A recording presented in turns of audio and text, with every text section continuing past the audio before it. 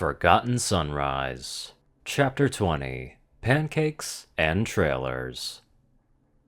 With a cast iron pan secure in her magical grip, she gave it a firm thrust up, and the half-done pancake within did one flip, coming back down into the pan with a sizzle as she set it back down onto the burner. "Pancakes with strawberries coming right up," she announced to Pip, who was standing on the other side of the counter in the castle's dining room. The other kitchen staff were going about their routine and getting the castle inhabitants their breakfast. But Pip had arranged to get Sunset a small space to work with. A sink, stovetop, and a pair of frying pans to make them breakfast. Or as Sunset put it, "The best darn pancakes on this side of the multiverse." Whatever that meant. "You certainly know your way around a kitchen," Pip commented, as the unicorn went to grab 2 plates and set them next to her 2 pans.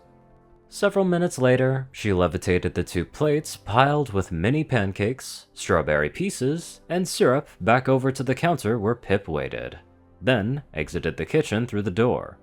The 2 mares went over to their table, where a pitcher of orange juice was waiting. "So, rehearsal today, performance tomorrow night?" Sunset asked, after they got seated and began cutting into their breakfast. "Yep, that's the plan. I'm sorry if that's too short notice for you," Pip said. "These are delicious." "Thanks. And honestly, this isn't the shortest notice I've performed on, if you can believe it." "Well, we pretty much got our music down, Cold Carrot, so we can spend some more time working with you and your music," Pip told her. "Well, I mean this in the best way possible. I'm thinking your performers will need more time than me to become familiar with my music. It all came back to me pretty quickly yesterday. Well, for now, let's just focus on this amazing breakfast." "So, what do you think? How does it handle?" Sprout asked, as he sat in the passenger seat of the Scouticus Maximus as Sunny drove for the first time. "It feels bigger when you're at the controls, I'll say that much," Sunny replied, keeping most of her focus on the forest dirt road ahead of them, being sure to stay in the middle. The attached trailer behind them was empty, save for the smaller individual containers that would be slid out and brought closer to the objects that would be loaded into them, which for this trip was likely to be mostly books from the enormous Crystal Empire library that Zip and Pip had found. Sprout's trailer had been finished ahead of schedule, and after quick but rigorous testing of the hitch that connected it to the Scouticus, he and Sunny were off towards Zephyr Heights. "Are you sure we're gonna need that much fuel?" Sunny asked, glancing at the left side mirror, seeing the barrels that now filled up the cargo bed of the all-terrain vehicle. Not entirely, but it's better to be safe than sorry. This thing isn't going to be as easy to maneuver with the trailer attached, and when we come back, presumably fully loaded, it's going to be slower going as well." The Red Stallion did have a point. The space that the surplus fuel took up in the bed was more than made up for by the trailer that they were now towing. Behind them, the passenger area was largely unchanged, save for the cold weather gear that hung above their seats, including an extra one for Sunset. Sunny hoped that they had estimated her size closely enough. The last thing they had done before departing was take a couple practice laps over the hills behind Cantor Logic with a simulated full load. Sprout was correct on that account too. They were going to expend probably half as much fuel getting there as they would come out. He was hoping they would be able to take advantage of the entire space the trailer gave them and not have to empty anything out if they were unable to climb out of the enormous bowl of snow that surrounded the frozen, abandoned city. "So, excited to see Zephyr Heights?" Sunny asked Sprout.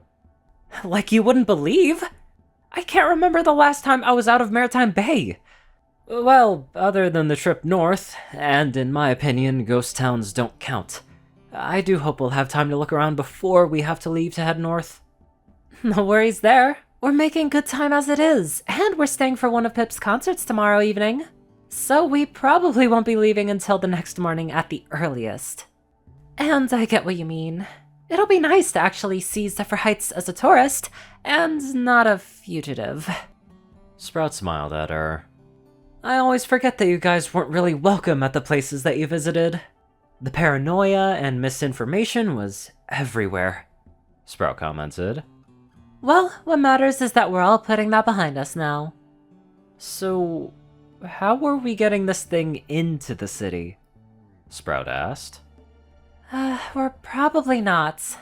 We probably have to park it down close to where we did before, then take the trailer up on hoof. It's good exercise, and it only takes about an hour, but yeah, there's no getting this thing up the mountain. Well, if keeping this thing moving as long as possible gets us more time up there, then I'm gonna go back there and try my best to catch some Z's, so I can take over when you get tired. Wake me when you've had enough driving, Sonny. Sprout said.